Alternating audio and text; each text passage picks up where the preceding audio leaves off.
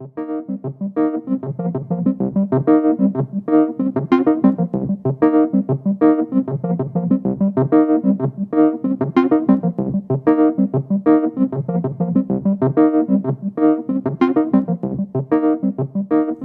everybody, welcome to this, the 7th Roundtable discussion featuring an in-depth conversation about the technocratic roots of Agenda 21 with guests Tom Deweese and Patrick Wood. This discussion is being recorded on June 17th, 2020. Tom Deweese is the president and founder of the American Policy Center, an organization dedicated to the preservation and enforcement of property rights in the United States. He is the author of the new political thriller Erase, as well as the Amazon bestseller Sustainable, The War on Free Enterprise, Private Property, and Individuals. Tom has worked tirelessly for over 30 years to educate the American public about the importance of creating a solid boundary between individual decision-making and state and corporate-imposed power. Much of his time is spent describing the creeping effects of UN Agenda 21 as it is slowly being implemented city by city through a backdoor process of public-private partnerships. This circumvents state and national governments by approaching local municipalities and applying this worldwide program of economic planning using the power of eminent domain to engage in land development projects against the wishes of individual property owners. Find out more about Tom's work at www.americanpolicy.org. Our second guest, Patrick Wood, started down the rabbit hole decades ago working with legendary historian Anthony Sutton, researching the pervasive influence of the Globalist Trilateral Commission, whose members have comprised many top-level positions in government since its inception in the early 1970s. His work now focuses on the technocracy movement, which works as a hidden hand behind much of the modern neo-corporatist agenda. He is the author of Technocracy, The Hard Road to World Order, as well as Technocracy Rising, The Trojan Horse of Global Control, and is currently the lead editor of the website Technocracy News and Trends. Find out more about Patrick at www.technocracy.news. I am your host today. My name is Doug McKenty, and I am the producer of the weekly interview podcast, The Shift with Doug McKenty. Check out my work at www.theshiftnow.com, on Facebook, YouTube, or your favorite podcast hosting site at The Shift with Doug McKenty, or on Twitter at DMcKenty. As always, I would like to thank Rob Rubin at Transparent Media Truth for producing this episode. Without him, this discussion would not be possible. You can find all episodes of the Roundtable discussions at transparentmediatruth.com or on the Transparent Media Truth YouTube channel. Without further ado, enjoy this roundtable between myself, Tom Deweese, and Patrick Wood.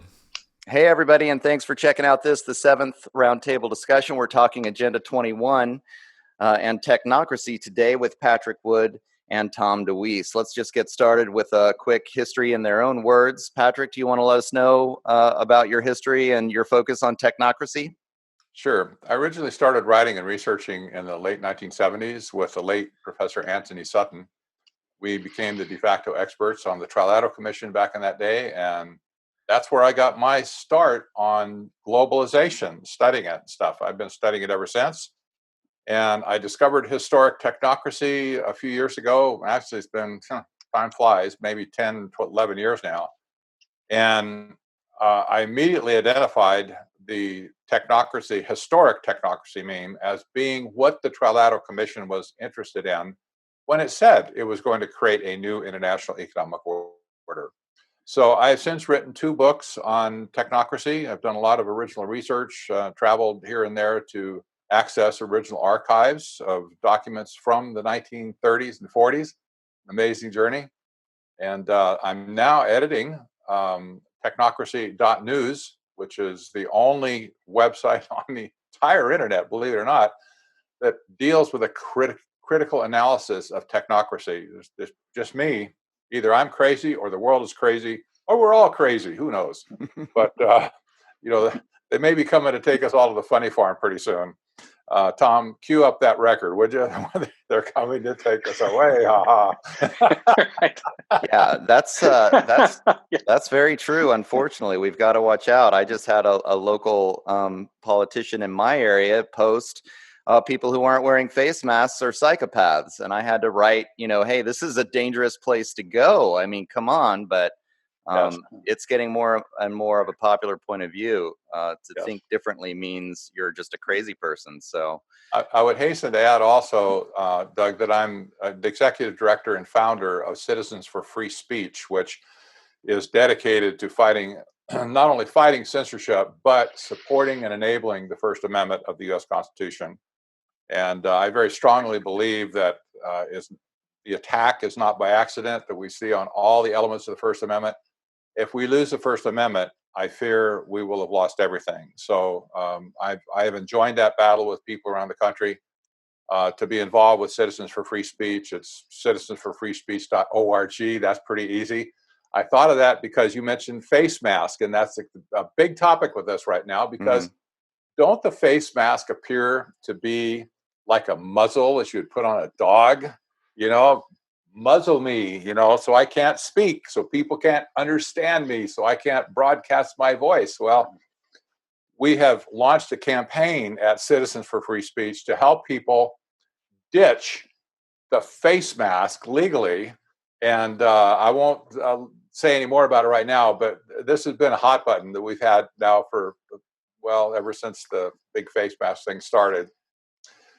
That's enough for me. I mean, I hear you, right? The first thing to go was the right to freedom of assembly with the shelter-in-place orders. Not even a conversation about that one. Isn't there something in the Constitution somewhere about the right to assembly? Well, not when there's a virus, I guess. Not. So, Long and short. Yeah, a lot of work to be done to try to maintain those freedoms in this day and age, for sure.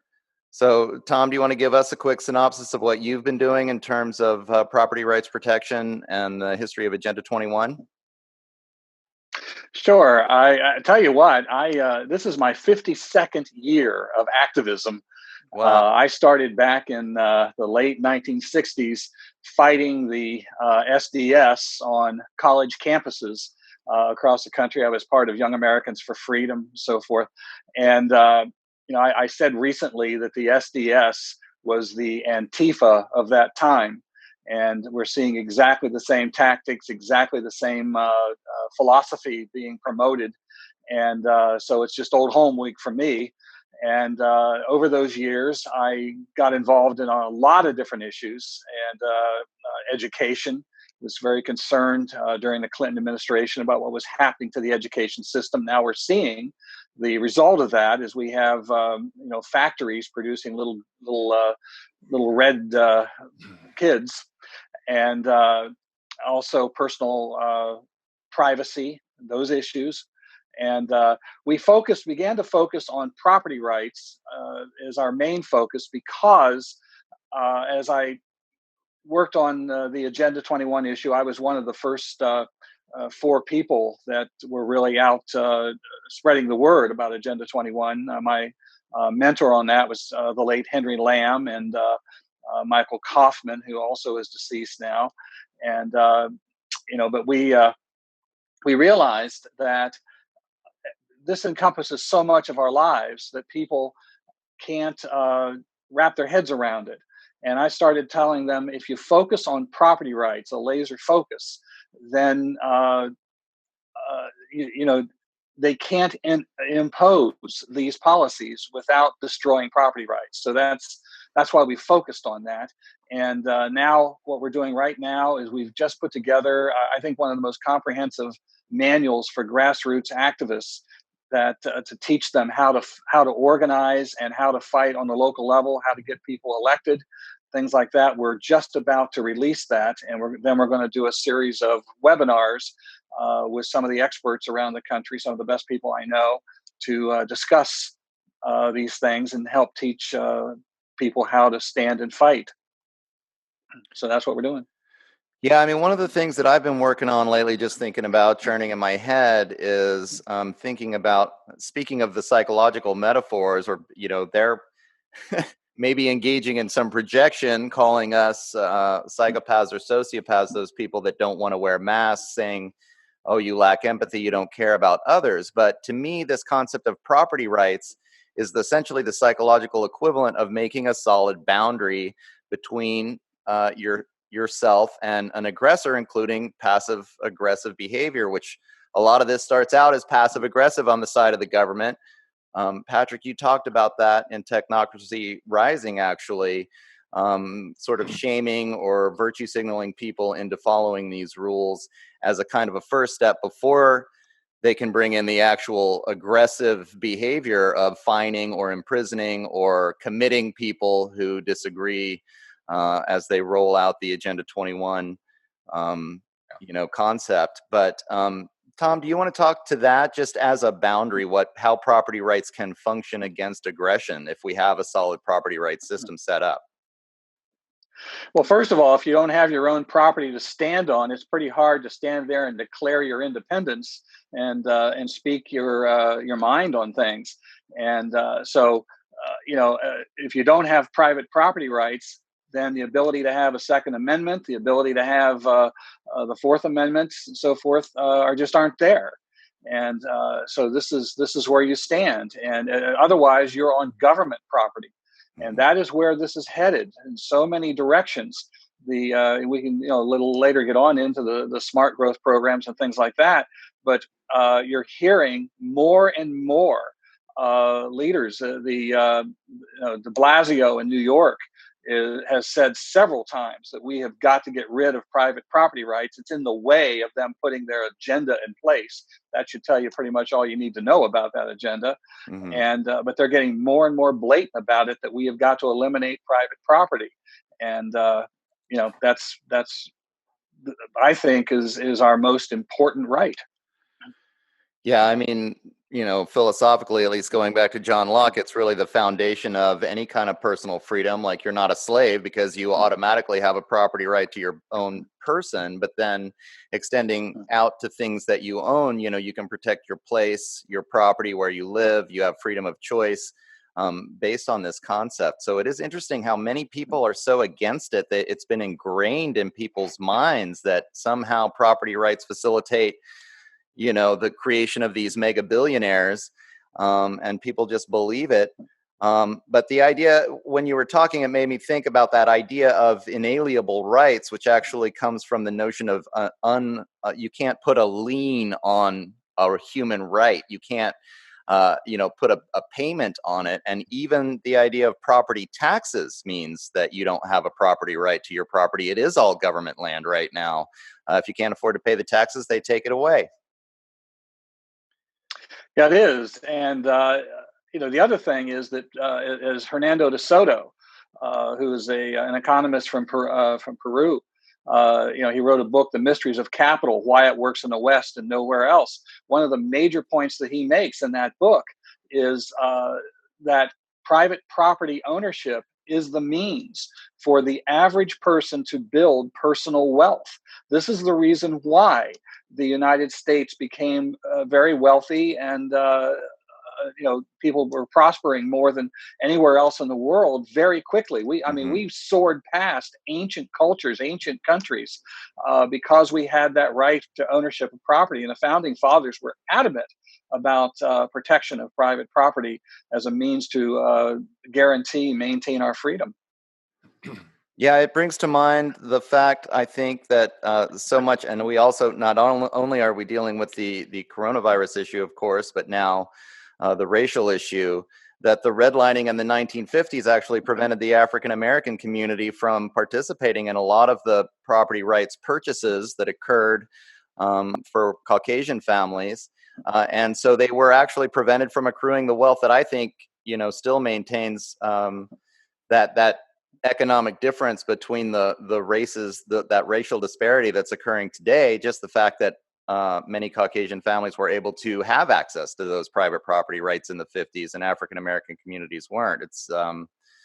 It just goes to show you how much wealth was created by the ability to be able to purchase that property and have those property rights, at least back in the 50s and 60s, now more and more getting eroded away. There's another one of the things that go ahead, Pat. I'm sorry. I was just saying, there's another aspect to this that needs to be brought into the discussion. And everything you say about property rights, just the physical property like real estate and so on, is absolutely right. The original technocracy movement from the 1930s had no provision for property rights whatsoever. They wanted everybody to live at the instance of the technate. They would make all the decisions. You would have nothing. They would give you an allocation of spending resources. They call it energy script, where you could spend that script during the period of time, but at the end it would expire, and then you'd wait for another allocation. There was no ability to save money. There was no ability to have an inheritance. You lived at the instance of the controllers. This basically is feudalism. Back in the days of feudalism, when people could not own anything, squatters went out. That's why they call them squatters. They went out and just basically squatted, sat down, whatever, on a little piece of ground, back 40, whatever, or some land baron's property, and he became the property of the landowner. And that's one of the ways that slavery got started in the whole world, was that people became chattel for other people. And if you look at technocracy today, historically, it doesn't matter where you look at it. You look at Agenda 21, sustainable development, doesn't matter.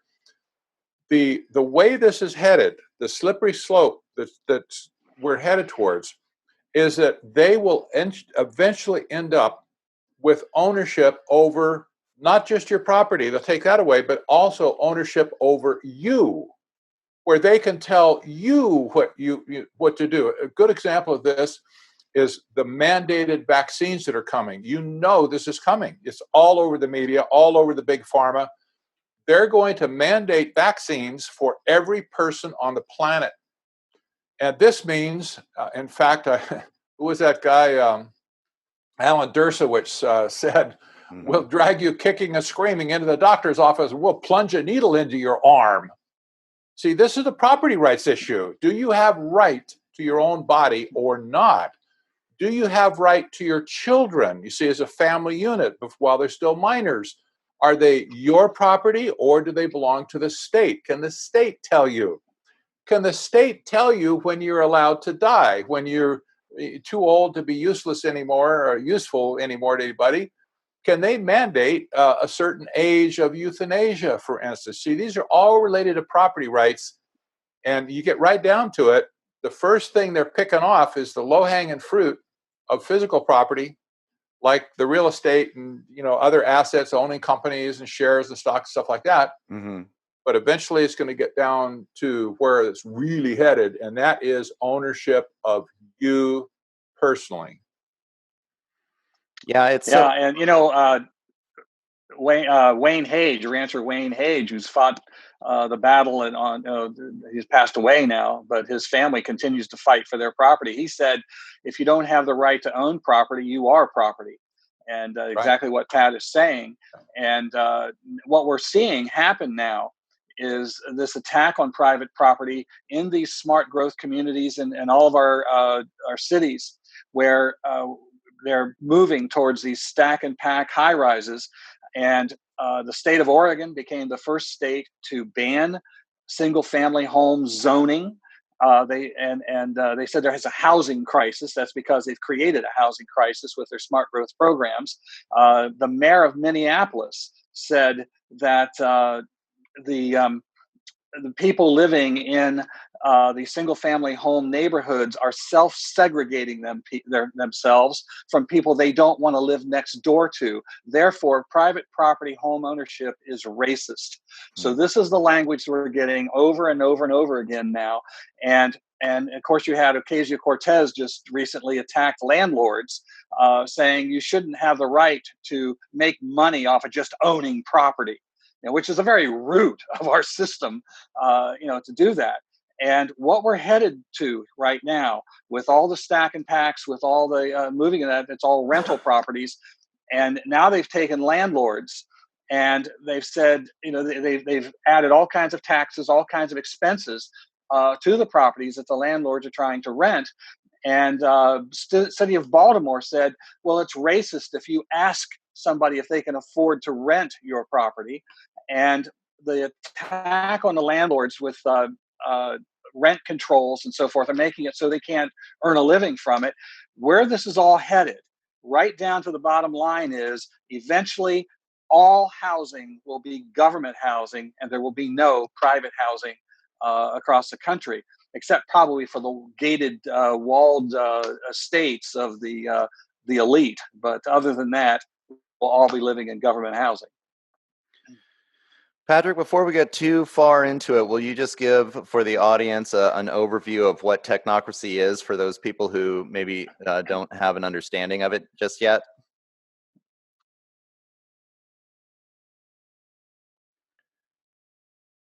I think I've lost your audio, Patrick. Are you? Sorry, I did. I Okay. had stuck my cough button on.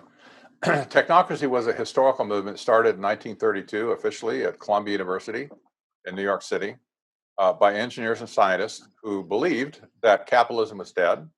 That was in the heat of the Great Depression. And they took it upon themselves to create a brand new economic system they called technocracy. It wasn't a political system, it was an economic system. It's an important distinction to make. In fact, they didn't see any need for a political system. They saw, it's all about economics.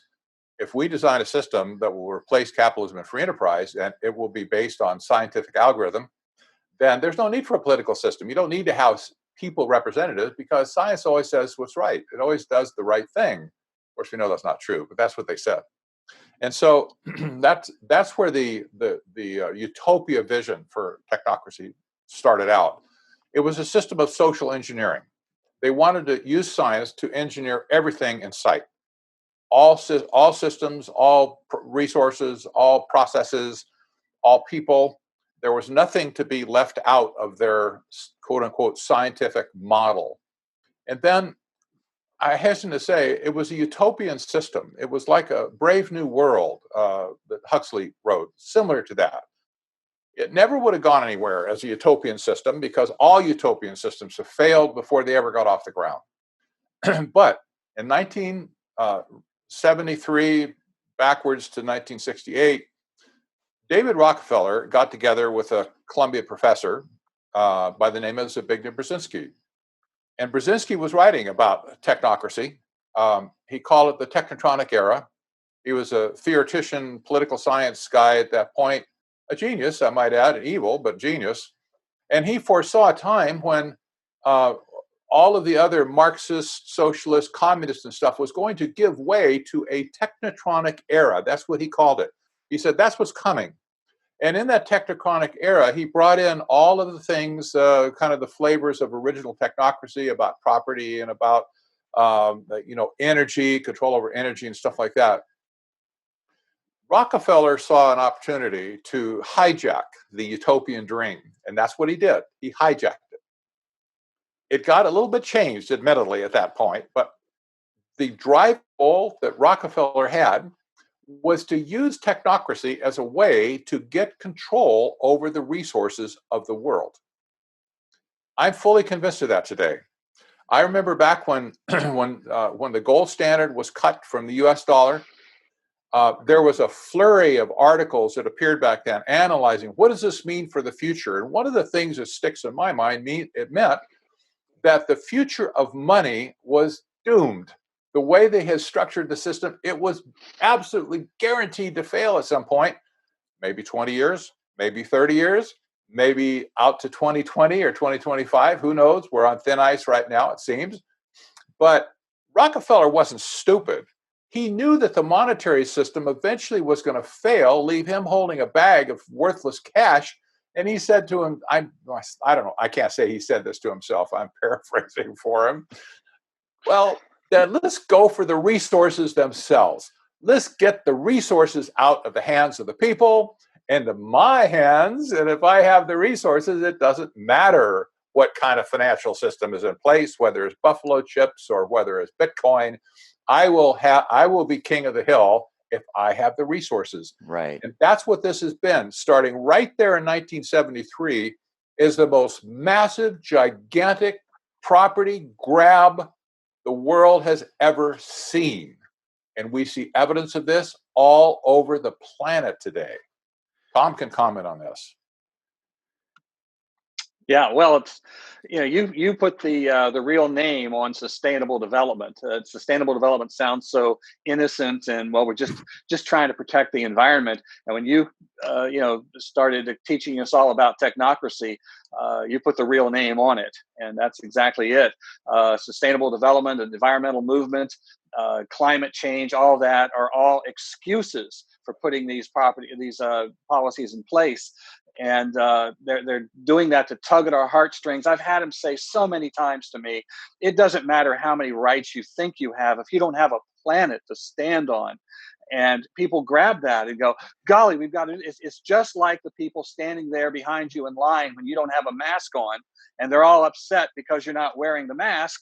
then it's the same thing about if you don't care about the planet. And you've got to stop the industry that you're running. You've got to stop your transportation. You've got to conform to all this. It's all the exact same tactic, and they are moving very rapidly now to really rush in and put that all in place. Now we call it the Green New Deal, and we're seeing the Green New Deal being rushed into place. And I've intercepted a whole bunch of, I know you've seen these too, Pat, the messages coming from them, the reports, the plans, where they are now meeting with leaders and so forth. One of the things they've come up with is that we've got to flatten the climate curve.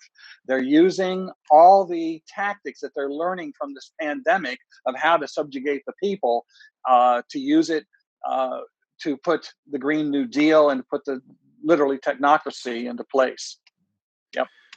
Yeah, I'd like to delve in to all of this a little bit more, especially in terms of this connection between the elite and technocracy, then connecting that with Agenda 21 and this overall resource grab. Because, when I was in school, I was taught that the elite are capitalists and that the communists are the ones who are fighting for this more equitable concept, this idea that, the people own the means of production, not the elite. And yet, as I've gotten older and I've read more deeply into this history, like you were saying, Patrick, the elite are the ones who are continuously funding these apparently communist ideas, or this idea of technocracy, which is essentially another word for a kind of centralized economy or a centralized economic control. Because so many people, and then even like if you read the Agenda 21 document, and then touching on what you were just saying, Tom, is that the jargon that they're using makes it sound like it's great. It is like a utopian vision. We're all going to live. It's going to be a one world culture where everybody loves everybody else and everybody works and receives accordingly, and we're all equal, and it's it paints a beautiful picture. And yet then you kind of look a little bit closer, just as you were describing a second ago, Patrick, but doesn't this mean that a handful of people end up controlling all of the resources? Like, what's really going on? And so what is this connection? It's like people are just so fooled, I think, into thinking that the rich are capitalists, when in fact what we continually see is the wealthy are funding these ideas behind central planning. Boy, are they. I just put an article up on Technocracy News called The Corporate Technocrats Who Finance Social Justice and Anarchy. And the grand total on this particular article is $454 million. So where do these people get any money to buy pallets of bricks and, launch this nationwide thing they got going on? Well, here's where it is. Corporate America is actually sponsoring these people. It's the most incredible thing.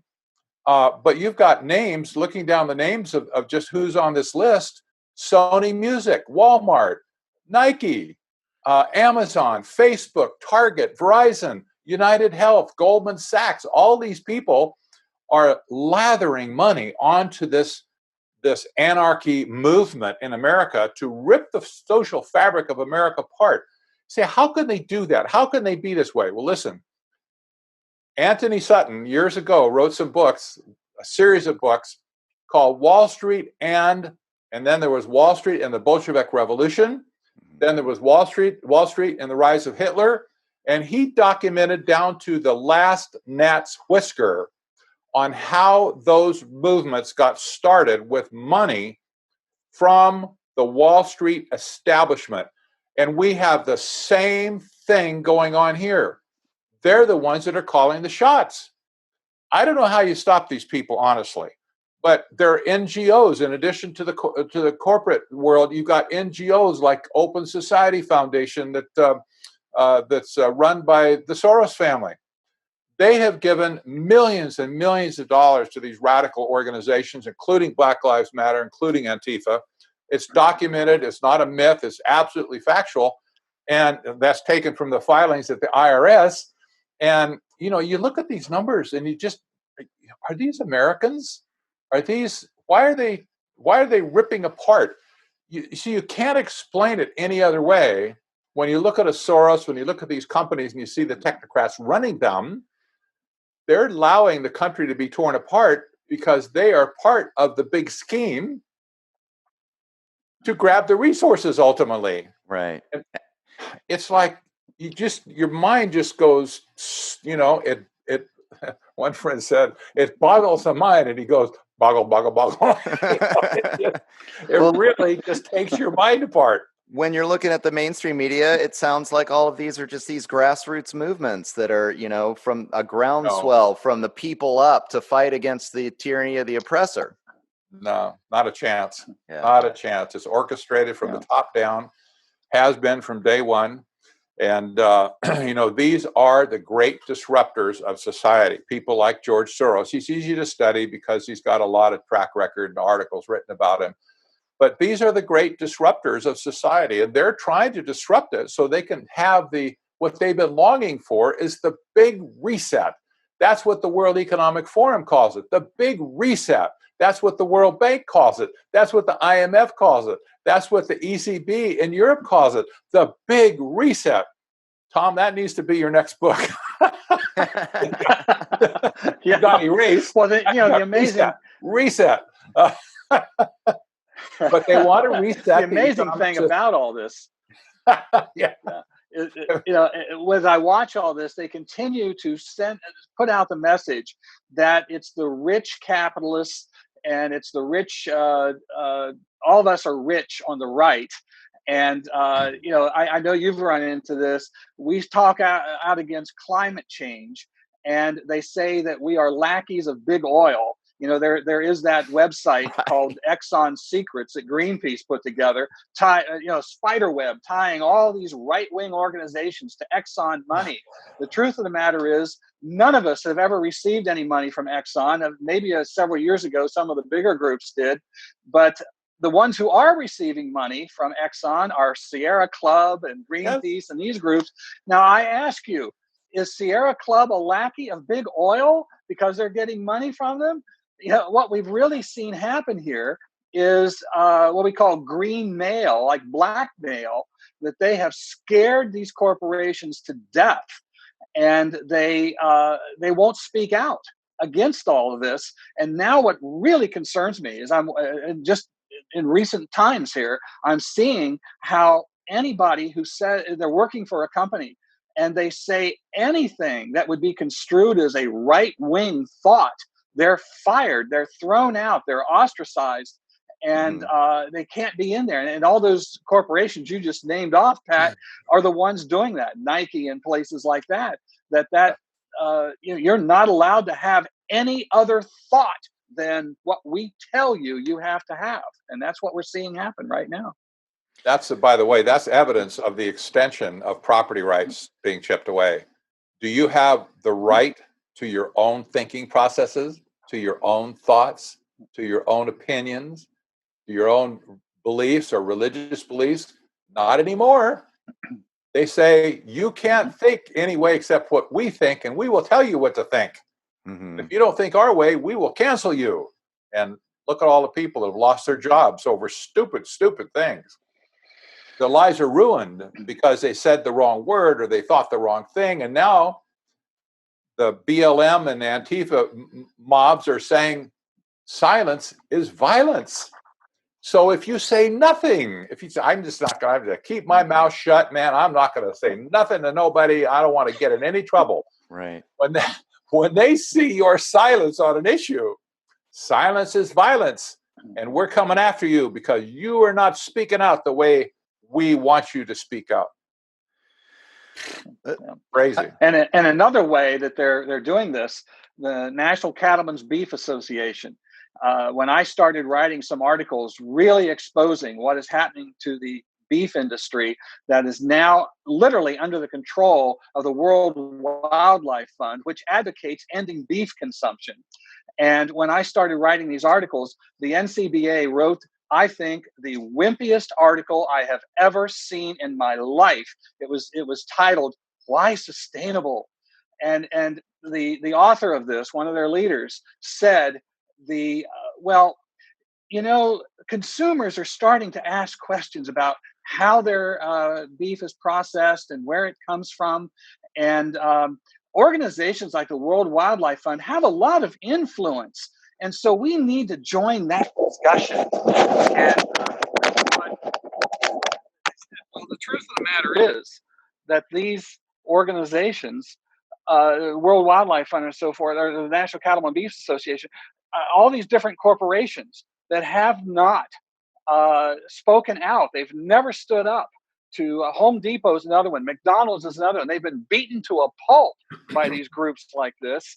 And they're afraid to speak out now. And so, here we are, as you say, that our ability to speak out is being destroyed by the very corporations, the very organizations that are supposed to protect people like the cattlemen. And, so, yeah. Right. I've noticed something based on your focus on the beef industry, and I've come out of the beef industry originally myself as a young person, so I have some sympathy for the whole thing, some empathy. But isn't it interesting that many of the companies that are controlling the beef industry now also are investors in Beyond Meat, which is a fake meat company, and Bill Gates. Bill Gates is part of that too. And they are working on replacing the beef industry with fake lab-grown meat. And isn't it interesting that during the pandemic, the only companies that had petitions to stop their operation were the meat packing plants? Yeah. Not Walmart. Oh, Walmart never had any problem. Not Target. Target never had any problem. But it was the meat packing industry. Oh my gosh, there's outbreak at this plant, an outbreak at that plant, and there's something about the meat. It's Yeah, the Wiley virus strikes only meat packing plants, but not Walmart's or Amazon workers. Something fishy going on here. Oh, I should say something beefy going. I don't know. Right. Something rotten is going on here with the meat packing industry. They're piggybacking on the pandemic issue to get rid. This has been a long goal of the United Nations to get rid of beef everywhere. Red meat, forget it. They want you to eat bugs. They want you to eat insects, ground up crickets, in your shake. It's going to be Soylent Green before long. So here they are shutting down the meat packing plants. Yeah. Well, what they did with the World Wildlife Fund was they put together this beef sustainable beef roundtable, and on this roundtable are those packing companies. They have created a cartel of about 4 packing companies: Cargill, Tyson's, one called JBS, one called National, and they have created they have the market. The cattlemen don't have the market. They have to bring their cattle to market to these guys, and they now control the market. One of the positive things that I've seen happen out of us, I know I've been working with these cattlemen who have been trying to expose this and show what's happened. Well, that sudden beef shortage we have of what you were describing there, Pat, the pandemic, really showed the problem. And now there are some independent packers that are beginning to fill in the gap and get some things to product, and that would never have happened without this, that thing that happened there as you're describing. So there are some positive things in these things. There are some people fighting back, but that just showed you the control of the whole industry right there, and the World Wildlife Fund is right in control of it. So we just did a roundtable that included G. Edward Griffin and had a bit of a discussion about this cartel system, the central banking system. You're talking about, the meat industry, but it's also the media, the pharmaceutical companies, the central bankers. And it's just it's reminding me of what I read, Patrick, in your book about defining the enemy from Sun Tzu's classic, of course, where we have to know what we're up against, and it is this cartel. It's an energy cartel, the oil cartel, but also food. Food is the energy for human resources, right? Which is how they look at us. You know, these technocrats from on high are looking at the general population. I mean, you know, some would call us useless eaters. They use the slightly nicer term human resources, but it's a methodology of control. And I think that, this elite class are the ones that are controlling this cartel. And they're the ones that want to implement a technocracy, this technocracy based on this kind of pseudoscientific knowledge, which is really using the idea of science as a control mechanism to nab the resources. What are your thoughts? When I discovered the technocracy study course written in 1934, it's kind of their Bible of the day. I wasn't shocked by this, but my eyes were wide open, I have to say. Their view of humankind was so low that and that was during the day of, you know, Pavlov's experiment with dogs and stuff like that. Right, you know, B.F. they had Skinner. this whole, B.F. Skinner. They had this whole idea that people are just animals. So, you know, you can condition them to do whatever you want to do. And by the time I was done reading all of this technocracy study course, about 240 pages, the thought hit me that from their perspective, where they sat writing the book, they looked at us, the people, the citizens in their technate, as nothing more than cattle in a giant feedlot. And if you've ever seen a giant feedlot, I know up in California, you've got some on the highway you can still see from the highway up there. You can smell them, that's for sure. You sure smell them. And you look at the cattle in a feedlot and you think, you know, say moo as you drive by, but that's how they viewed people. They were, you know, they saw the whole herd as something to be managed, to be cut, to be moved this way and that way and poked and shot and branded and tagged. And Tom, you did a talk one time, I remember, where you say, I will not be numbered, punched, stapled, whatever. And this is how they view us, that we should just go along with this. And of course we will, because they're the scientists and we're just the cattle. Mm-hmm. And that we could be satisfied. They'll bring our food to us in truck and put it in the troughs, you know, as the cattle come over and eat some food, and then another one takes its place. And if they get sick, they get vaccinated and they get shot with whatever. And if they don't like the way they're growing, why, they come out and they whack off their gonads and, you know, whatever they do. The cattle cannot resist. They figured the people would not resist them either. It's just an incredible attitude that they would think that we would just somehow bow our knee to them, to let them do whatever they want to do to us. So that's fine. Do it to me. I love it. I'll take it all. You know, give it all to me. And people are not like that, especially Americans.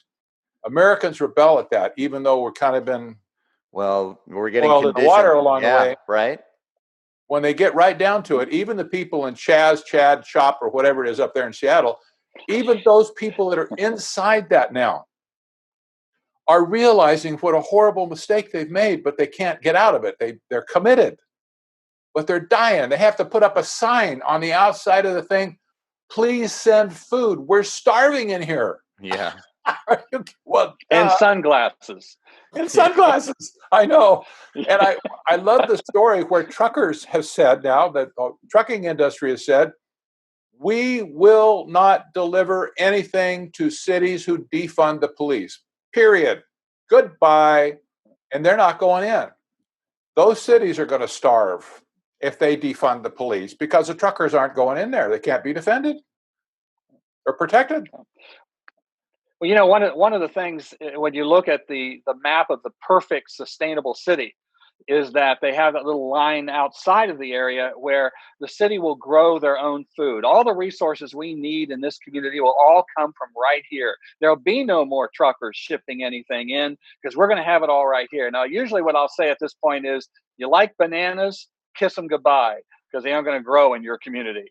You know, this is, like you're saying, the control of everything that we eat and how we do it. And of course, what are they asking for there in that little area in Seattle? They want vegan food. That has to be that. Don't send us any hamburgers in here. This isn't going to help us. have to have those plant ones. And but that mindset continues. They could be starving to death, and they'll say, "Oh no, I can't eat anything with a face on it." So Right. it's the mindset. Exactly what you're saying.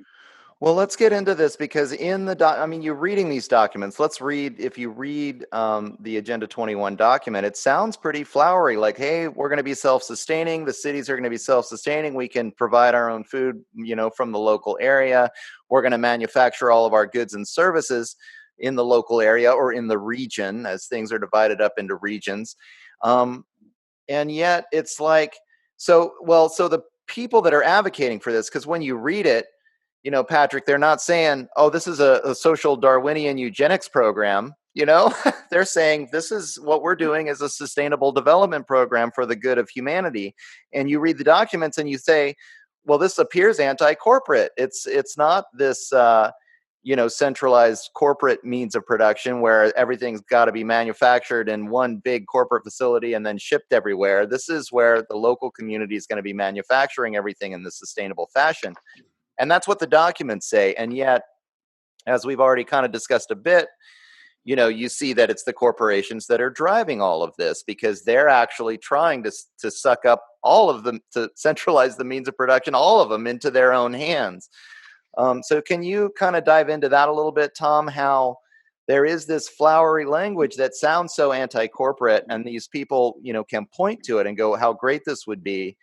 But then how it's really maybe a setup and how these corporate actors are the very ones that are going to be then in charge of all of this at the end of the day. Well, as we've just described, these corporations are piling money into these programs and putting these in place. One of the things that under the whole Agenda 21 scheme, the creation of public-private partnerships. And what that means is that corporations who go along with that, who join these public-private partnerships, they get all kind of goodies. They get to go to the front of the line for where they can put their stores. They get tax breaks. They get to use government to create policies that will put their competition out of business. And so, there can be no a partnership between government and private. The point here is, the way we're set up is for government to protect the private company's ability to exist and to operate without interference, but still they have to compete with their competition. They have to do a service. They have to have a better product. But under this, they don't. And what I've been experiencing with corporations now, Walmart, I'm very familiar with, for one, but other ones are doing this as well. The employees there are treated just like numbers. The management hardly even knows who their employees are. And so talk about cattle, they're just there. And if you've got I always was taught when you build a business that you really take care of your people and they'll take care of you. You are concerned about what they do and how they operate and their jobs. You're also concerned about their personal lives and if they have a crisis on their hands that they've got to take care of. Not today. Well, you didn't show up. There you are. You're out. And this sort of thing. They're just not people. I think we got to make a distinction too, because so often this gets lumped up together as the free market is corporations plus mom and pops. And this is not the case, especially not in terms of these public-private partnerships. These corporations receive outrageous benefits from the government that mom and pops don't get, that even medium-sized, family-owned, incorporated businesses, don't get. And so that is exactly what you're seeing. These city planners come in, but they're giving tax breaks to Starbucks, and they're making it extremely difficult for me to be able to show up, rent a little place on the street corner and start up a coffee shop. So yeah, it's almost become impossible. And one of the things that's happening now, we hear all this concern now for minorities and all these racist attacks and so forth. But what's happening with these planners and these NGO organizations that are behind these planners? For example, they'll take an area of town and they're sitting in their back rooms mapping out what's going to happen in that area of town. oh, look at these grandiose plans. We're going to have a new, shiny, spanking, clean, sparkling new neighborhood there. Well, what they completely ignore is in that neighborhood, there are minorities who own their homes. There are minorities who own little small businesses, a restaurant, a laundry, what it may be. And when they come in, now they rebuild it. Do they have that little mom and pop shop back in there as the restaurant? No, they've got the corporations that have come in with their big sparkling new places. What happens to the people who were living there? They now, in many cases, have no choice but to go on public assistance and become a ward of the state and live in their public housing because they can't afford to live in the neighborhood they used to live in. Their property rights are gone. Their free enterprise is gone. Their hope is gone. And that is the real bottom line of sustainable development in Agenda 21. Yes.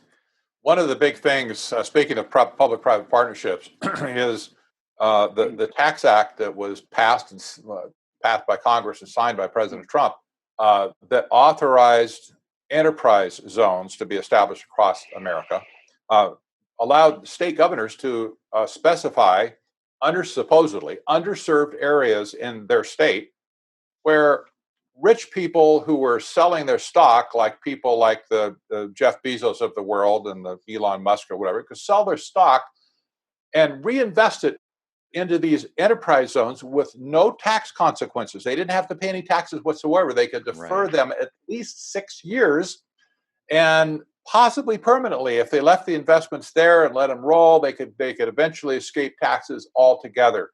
This was a windfall for those super rich tech companies like the Googles and whatever of the world that had amassed incredible fortunes, billions of dollars of fortunes, that money got landlocked because they couldn't afford to sell it. It would drive their income tax up to the top bracket.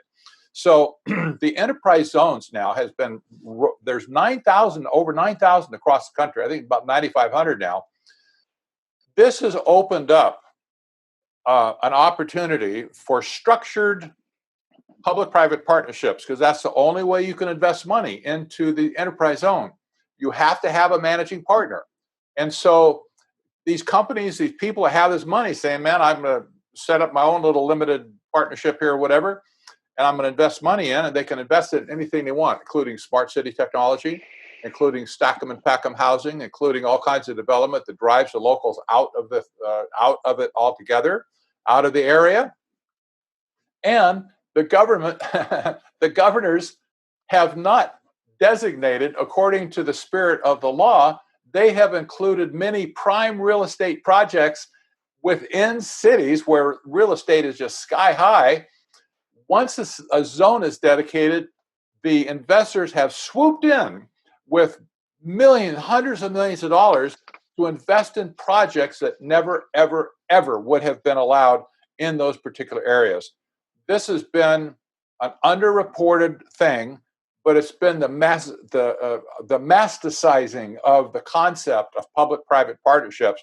Now it's structurally embedded in our entire economic system in every city virtually in America now, certainly every state and every county. It's absolutely incredible to see the misuse and the disuse of capital in these areas. They have no business being there. They're not urban planners, but they're going in and they're just trashing areas that otherwise were livable for the people who are there. Mm-hmm. And not just And isn't it interesting that as we're talking about this pandemic and how this thing has affected all of us, that the one target, the place where real crisis is taking place, is in those small mom and pop shops that are not allowed to open. And so we're seeing a real crush of those businesses.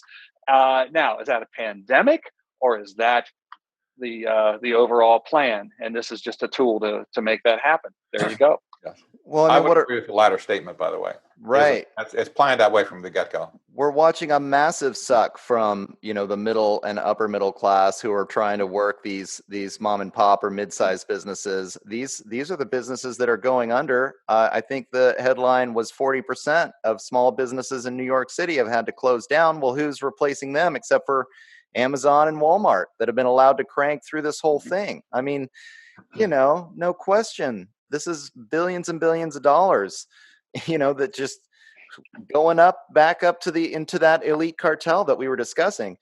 You guys want to touch a little bit about regulation too? I know in Technocracy Rising, Patrick, you mentioned how not just these tax breaks that are given to these corporations in order to, be able to move into these redevelopment zones, but also getting away from a common law based on private property rights now. And then these onerous regulations are now the new model, which also prevent the mom and pops by just making it expensive, these barriers to entry to get into any industry when you have to comply with all these lists of regulations. And then the other aspect to it, of course, I think the corporations are looking to have the same regulations worldwide because it's such a pain in the butt for them to have a different regulation in this state and that state, or this country and that country. So you guys want to discuss that a bit? I'll throw one thing out, and that is regulations obviously are the technocrats' dream. Regulations are not law. They're not statutes. Sometimes the way it's supposed to work is that Congress will create a statute and it'll get signed through the legislative process and so on that will give authority to agencies of the government to create regulations that support that law. Well, in technocracy's mind, regulations they just exist a priori. They can do them. They just make up a regulation and that's it. Well, it's a regulation. Well, who told you to do that? Well, I don't know. Somebody up above said that's it. And regulations have entrapped us and ensnared us around the country. But now, I didn't see this when I wrote my book, but now, because it wasn't there, but now there's something brand new. If you think that regulations was a bastardization and a degradation of the rule of law, now it's guidelines. Mm-hmm. It's not even regulations anymore. We have guidelines. The CDC has issued guidelines on how a business is allowed to reopen its doors. No regulations, no law, just guidelines. Right. But if you don't follow the guidelines, you know what's going to happen to you, Buster. This has gone so far. The rule of law is being shattered, just shattered like a pane of glass that had a big rock thrown through it all over our country. And it's like, guidelines? Seriously? We're supposed to obey some technocrats' guidelines because they say it's science behind it after all, and we have to obey it? I won't say what I'm thinking. Wouldn't be appropriate for public audience. But stop. I have an example. I have an example in my own community where a restaurant was like, screw this. I don't care about masks. I'm going to go ahead and open up and not follow the guidelines. And man, I mean, the backlash, first of all the people, and you did talk about in the book, this like shaming people, not even having to follow the laws, but having it set up to where it's okay to shame people who aren't following the guidelines. So, a certain percentage of the population around here shamed these guys. And then the Board of Supervisors comes in and says, well, now we're going to have to figure out some kind of penalization. But there really wasn't even an enforcement mechanism before. It's just like you're saying. It's like they can just start coming out with guidelines. We had guidelines for reopening here in California, right? Which were like, well, bars can open up now, but they have to close at midnight. It's like, well, does the virus spread after midnight? I mean, how is that a scientific guideline? But everybody's got what are the guidelines? We got to follow the guidelines. And I just think about even the hours that the Board of Supervisors or the county health officials are spending poring over these guidelines and implementing them all when they seem so arbitrary. It's unbelievable. And this is now being treated as the law of the land. It is. And it has nothing to do with the law of the land. Absolutely nothing. There was another related concept to this, by the way, called collaboration. And I know Tom has seen a ton of this. Late Michael Kaufman also talked about this collaboration process. There's a new political process where a county or some agency of the government of the people calls for a collaboration to do something. Like in the case of blowing up a dam or something, or moving a dam, they call for a collaboration. So once a collaboration has been called for, they invite stakeholders to the table. And they might invite an Indian tribe, maybe the Sierra Club, maybe somebody else from a business into a chamber of commerce or something like that. And they bring these non-elected, unaccountable, whatever they are, to the table as stakeholders. In a collaboration, the way it's been set up across the country, the collaboration members, the stakeholders, end up taking a vote on whatever it is they decide to do. They take a vote, just like a simple democratic vote. And if what they want to do passes the vote, they simply declare that that's the law and that's the way it's going to be. This collaboration idea is so unconstitutional, I can't even discuss it.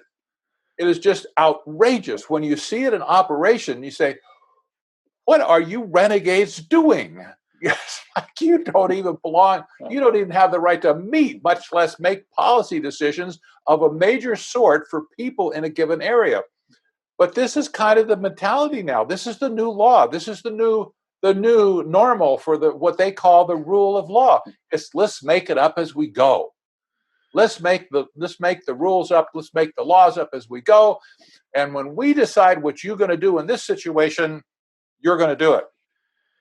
Having been close, by the way. And then when they have that vote of those few chosen stakeholders and they vote to do this, then they announce the community has decided. Yes. Like we're all in this together. Yes. Yeah. It's a con job. Yeah. It's just an absolute scam. But you can't tell them that. And if you try and badmouth them, you get canceled. The cancel culture starts coming after you. Well, and they say that it's science-backed. They say, well, we had a few scientists on this panel. It's science-backed, and this is what's best for the community. And then everybody, this is something that's been kind of, it's striking to me is how well they do this job of tugging at people's heartstrings. They really don't have the science or the scientific evidence, or if it is, it's kind of shady or it's unproven. I mean, wearing face masks or sheltering in place.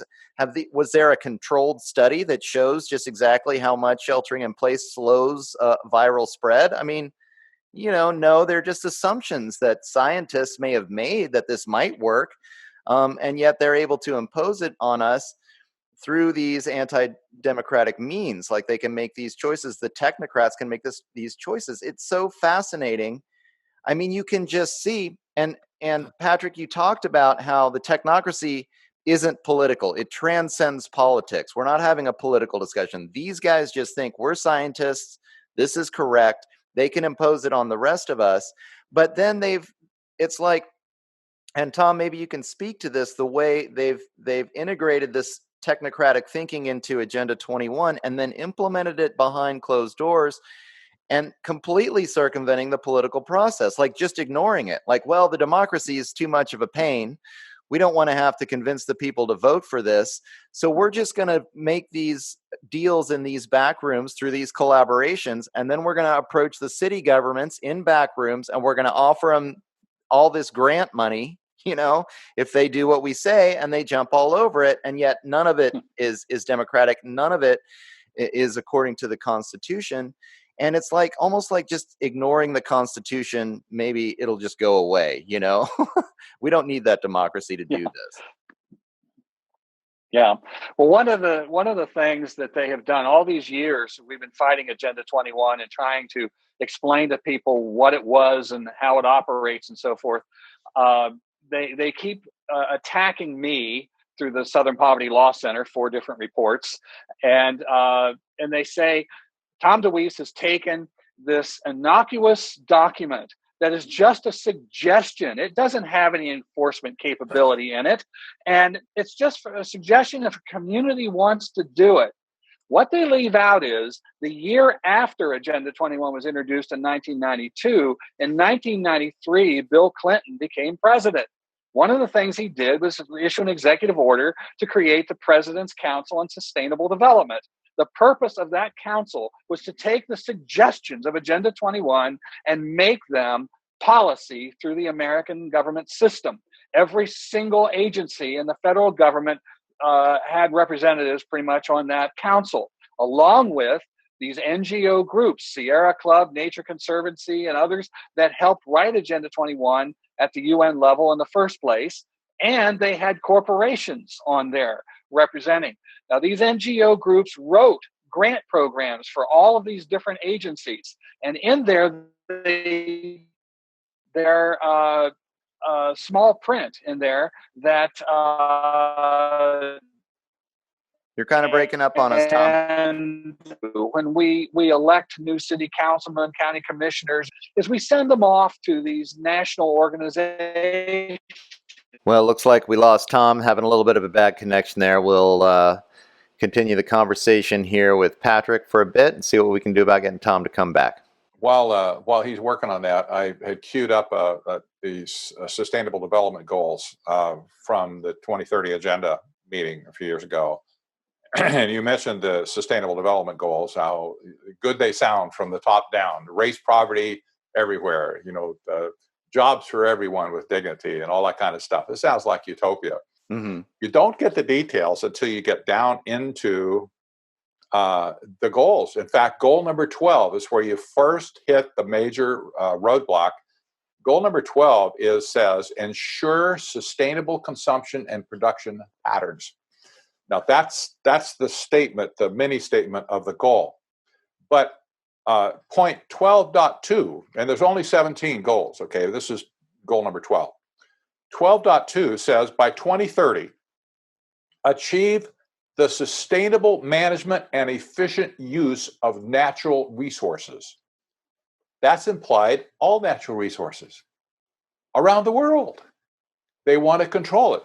Now, down a little bit further in goal number 13, which says, as many statement is take urgent action to combat climate change and its impacts.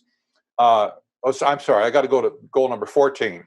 Goal number 14 is conserve and sustainably use the ocean, seas, marine resources for sustainable development. So they want control of all the land-based resources, and they want control of all the ocean and water-based resources of the planet as well. What's left? The air. Oh, they got that covered too. Because of global warming, they want to take all the carbon out of the air so that we just, don't heat the planet up. The details are always where the teeth are hidden, right? Yeah, Who reads absolutely. down to goal number 12 and goal number 14? Answer: nobody. They get stuck on the ones at the top that literally promise nirvana. And as I'm looking at these, let me read the first 2 or 3 goals. Goal 1: end poverty in all its forms everywhere. Goal 2: end hunger, achieve food security, and improve nutrition, and promote sustainable agriculture. Goal 3: ensure healthy lives and promote well-being for all at all ages. Goal 4: ensure inclusive and equitable quality education and promote lifelong learning opportunities for all. And who could disagree with that? Nobody.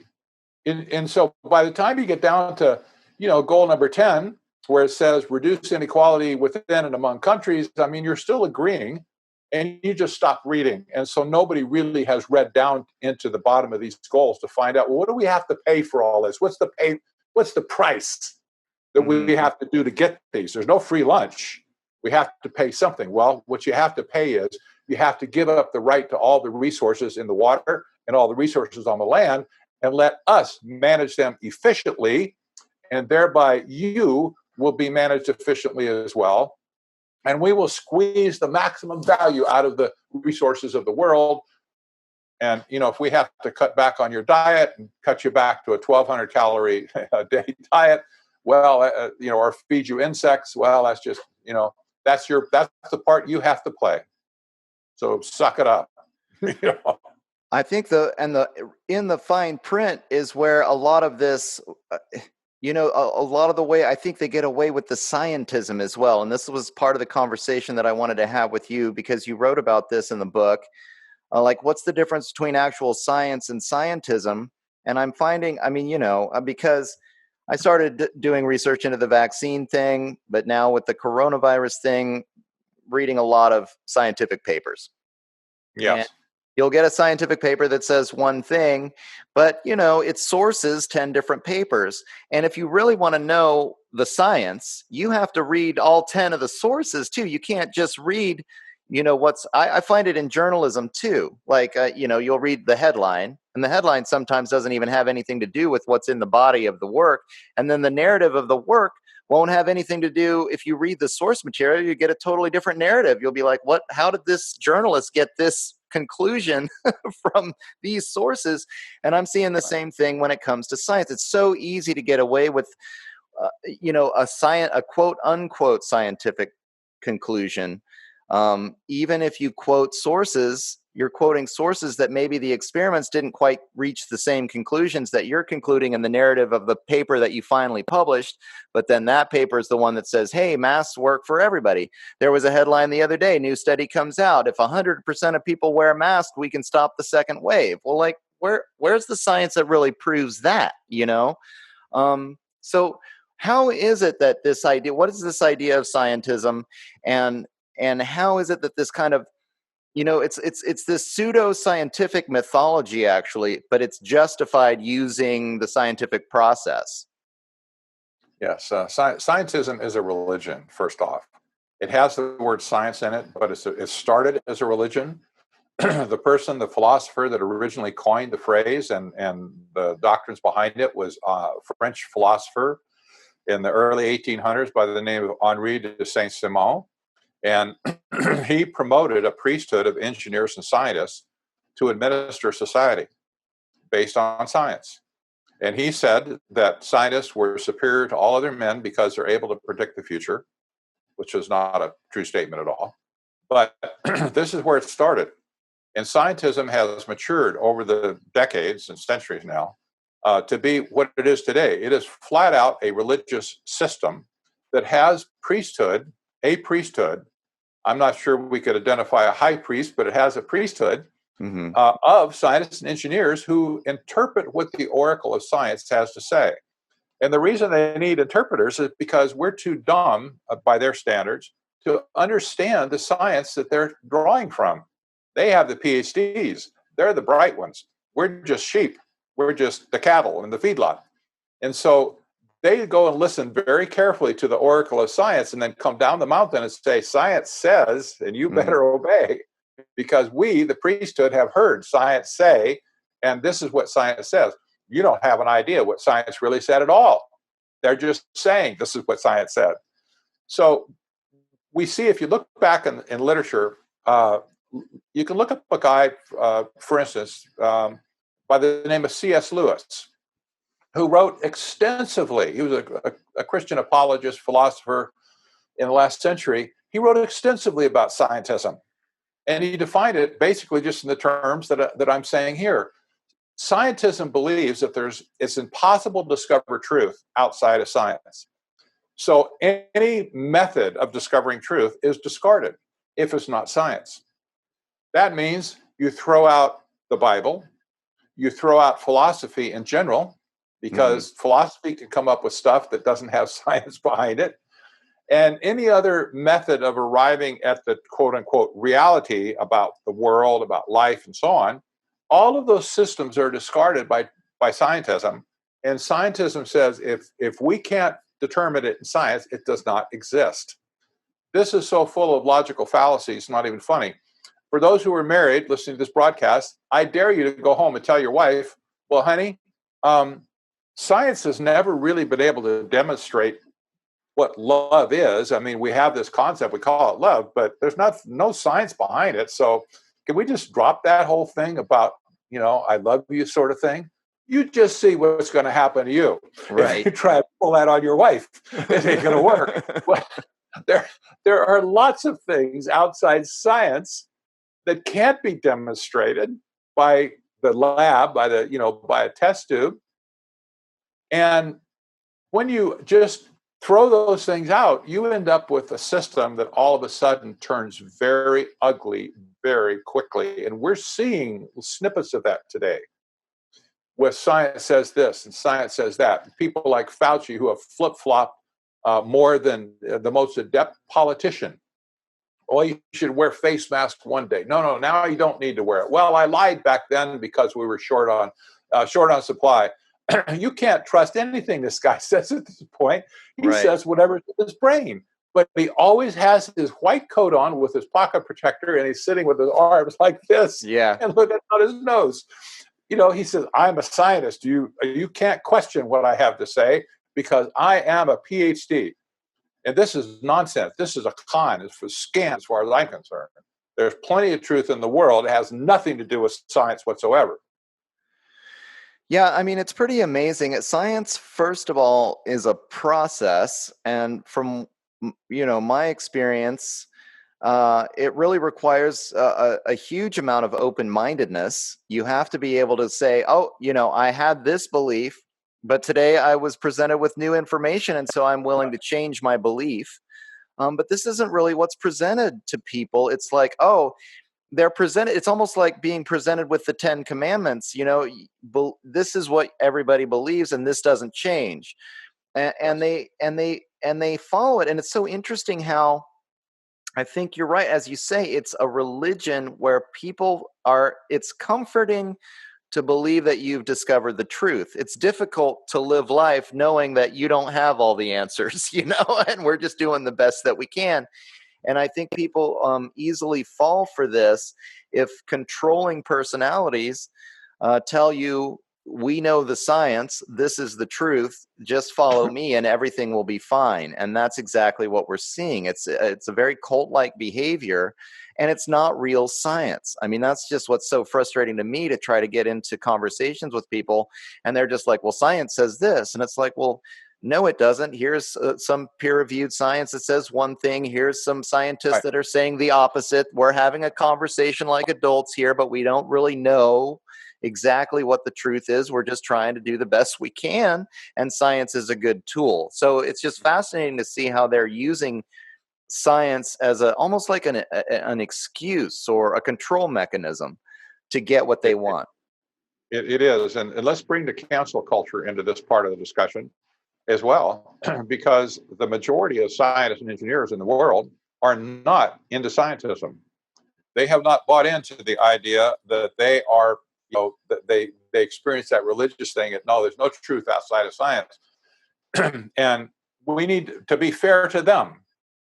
They're the ones who try to stand up and say, no, that's what that guy's saying over there is not right. But the scientism crowd, who are also also other PhDs, maybe, let's say that they're 10% of the population of scientists and engineers. That 10% turns around and ridicules, shames, and neutralizes, and just completely defrocks those legitimate scientists who are trying to tell the true story. And they get canceled for one, however they go after them. They go after their grants, they go after their university status, whatever. They get them fired. They get their pay. They won't let their papers be published, and they just wipe them out. And in other words, within science itself, you have this big war going on with the legitimate scientists and those that are into scientism. And the ones that are into scientism have not only bastardized science, but they bought the religious proposition that they and they alone are the only ones that have the truth, and you're not allowed to debate anything else. And that's what they've done to science. This is another aspect to this, where these technocratic controllers, or this elite that is using technocracy as a controlling mechanism, typically these guys are the ones funding the science. So how easy is it to manipulate the narrative if you're the ones that have the millions and millions of dollars? Just like I compare it to journalism, because journalism or even philosophy is, an attempt to discover the truth through research. So, I can, but if you're getting paid, you're going to have confirmation bias. If you're getting paid, well, you have a $10 million grant to find out that, masks work for coronavirus. And if you find out that masks do work, we'll give you another $10 million grant to come up with another paper. And if you find out that they don't work, you're not going to get any more money. And that's what happens. That's exactly right. Right. And the money has flowed in from places like the Rockefeller Brothers Fund, the Rockefeller University, Rockefeller Medical School, et cetera, and you have a host of NGOs and foundations that have billions of dollars that are issuing grants to scientists to write certain studies. And once they become compromised and whatever, once they buy into this whole scheme or whatever, they're trapped. They can't get out. And legitimate scientists get marginalized. They get pushed off to the side. Their voices get neutralized, and their story never comes out. A good case in point, by the way, is the whole body of global warming science that says, oh, we're all going to die within 10 years, which has never happened yet. That's what they say. But there was a group of 30,000 scientists and engineers that signed a petition that said, we need debate on this topic. You don't have this exclusive truth in your little group over there at University of East Anglia or wherever it is. You're not the only ones that are experts in this area, and we need to have this debate. 30,000 people stepped up to the plate, scientists and people that were qualified to talk about climate change, and they said they won't let us into their party and to debate the science, which is the heartbeat of science anyway, is debate. And so here you have maybe a few thousand scientists that have gone rogue over here into scientism, and you've got these 30,000 scientists over here that are saying, wait, no, that's wrong. Let the public's got to be, informed here. This is dangerous territory. They never listen to them. They call them kooks. They call them nuts. They call them conspiracy theorists, etc. And they basically just, threw the whole baby out with the bathwater and say they got nothing to say. Don't listen to them. They're heretics. It looks like we've got Tom back. Sorry about that, everybody. We just had a little connectivity issue there, but he was trying to explain to us a little bit about the anti-democratic processes behind Agenda 21. So, Tom, do you want to continue on with that? Yeah, as I was saying, the President's Council on Sustainable Development put these things in place, and we send our local elected officials to these to these national meetings, groups like the National Mayors Conference and the National League of Cities, and there's a whole slew of them.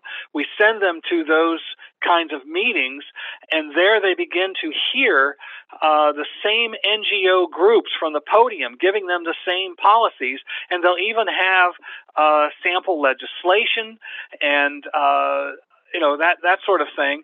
Then they come home and they're met by representatives of those same groups saying, hey, did you get that sample legislation? We've got the money for you too, and the grant. It's all right here in a box. Eventually, your elected officials begin to think this is the legitimate form of government. This is just what everybody's doing. And then one of us walks in and starts to talk to them about some of these policies, and standing behind them are these same NGO groups saying, don't listen to him, the guy's a nut. And that's how we get shut out of these things. And they're not allowed to hear the other side of it. And of course, they're stuffing their pockets with the grant money. Those grant programs then are now dictating to them exactly what kind of policies they have to put in place. I can drive through a city and almost tell you what grants they took to do certain projects. And so, step by step, this is how it's being implemented, and this is how they're shutting us out from being able to stand up against it. Well, it's amazing what we've seen happening in terms of this technocratic philosophy integrating itself with Agenda 21 and then now moving forward. Can we address just for a moment how this is happening now, especially in terms of COVID-19? It seems like one of the things you were mentioning in Technocracy Rising, Patrick, was that where technocracy has been most implemented was in Nazi Germany, communist China. Then as the European Union moved forward, a lot of the concepts were there. And now it seems we're really seeing it coming full force into the United States here. Can you just comment on how this movement is now rolling through using COVID as the backdrop for this? I'd want to take that trail back to university, a university in London, where a professor, Neil Ferguson, an epidemiologist, was the very first computer model that came out when the pandemic was discovered in China, and said that 500,000 Brits were going to die, and 1.2 plus million Americans are going to die. He threw this out into the public space like crying fire in a crowded theater, and the world bought it. This particular Imperial College of London was the same organization, totally sustainable development organization. They're very tight with the UN. This is the same university that produced any number of faulty climate models that were fed into places like climate extinction, for instance, that used these studies to prove global warming and that we're all going to die. A sustainable university using the same faulty computer models they use on climate science by the same people, all of a sudden come out with a computer model to create the Great Panic of 2020. This had nothing to do with the pandemic. This Neil Ferguson was an epidemiologist. He's a mathematician, for Pete's sake. He has no medical training whatsoever. And yet, he changed the course of the world. And I only have to ask, okay, we know these guys were associated with climate change. We know they're the alarmist of the climate change the whole thing that drives sustainable development for the United Nations. Now they come out, change horses just a little bit, use the pandemic to achieve the same goals they're trying to achieve with climate change, and the whole world buys it. And I ask the question, who has the power? Who has the influence in the world to shut down the entire global economic system? I know you may realize how much, how big this is. Most people in America don't yet. The entire global economic system was shut down, giving way to places like the World Economic Forum saying, oh, it's time for the big reset, the economic reset. Well, only these technocrats at the United Nations, the World Health Organization, and then CDC got involved, University of Washington got involved, and all of a sudden it's a huge thing in America and worldwide as well. This whole Great Panic of 2020 has been managed and manipulated by these technocrats who are hiding behind the white coats. It's just exactly what we've been talking about. This is not just incidental that they shut down the global economic system. The only group in the world that wants to get rid of capitalism and free enterprise is the United Nations, and they are sworn publicly in press releases and press conferences. They are sworn to want to destroy capitalism and free enterprise in favor of implementing sustainable development, which I contend is same as historic technocracy, a resource-based economic system.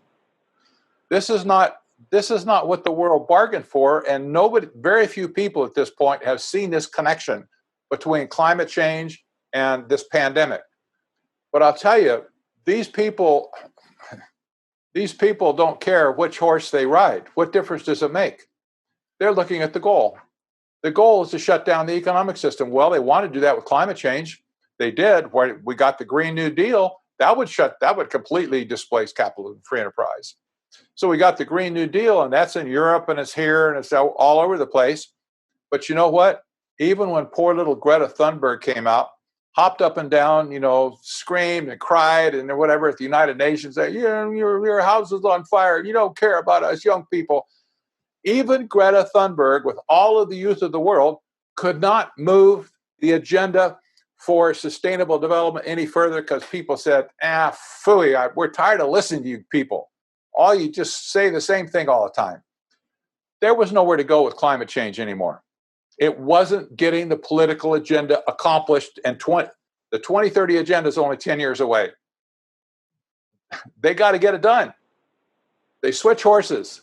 They said, now we're going to use the pandemic, and we're going to use that to achieve our goals of shutting down the global economic system, trashing capitalism and free enterprise, and we will use all the stimulus money that comes out of this from the governments of the world to fund the Green New Deal projects. Not the reconstruction of capitalism as we know it, not free market economics as we know it. They're going after the green spending now. And if people don't believe me, all you got to do is just search a few headlines, especially in the European press. You'll find all they're talking about now is using this to reset the global economic system in favor of sustainable development. This whole thing had nothing to do with the virus. The virus is real. I'm not saying it's not, but it had nothing to do with it. It's all about sustainable development and implementing this new economic system. The Great Reset. And Tom, what are your thoughts on that?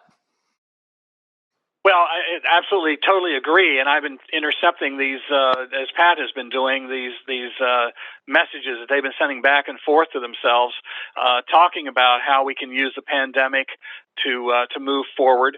And I mean, this doesn't just happen. I mean, the Club of Rome, which was part of the people that wrote Agenda 21 in '92, said they're now calling for the green reboot after the pandemic. It doesn't get much clearer than that. The Brookings Institute, the left-wing Brookings Institute, put out a report entitled How the Sustainable Development Goals Can Help Cities Focus COVID-19 Recovery on Inclusion, Equity, and Sustainability. Those are the 3 E's of Agenda 21. Equity, sustainability, inclusion, all that is all part of that. What really is very concerning to me is the absolute lack of response from the particularly the Republican leadership. I say it way too often that Mitch McConnell spends his life with a puzzled look on his face, doesn't really understand what is happening, and they have allowed this stuff to come in. When they first introduced the Green New Deal, he laughed, and he had that 57-0 vote in the Senate, saying, "Ha ha ha! They didn't even vote for their own bill." And meanwhile, Republicans started saying, "Well, that's a little radical, but we could come up with something a little more reasonable."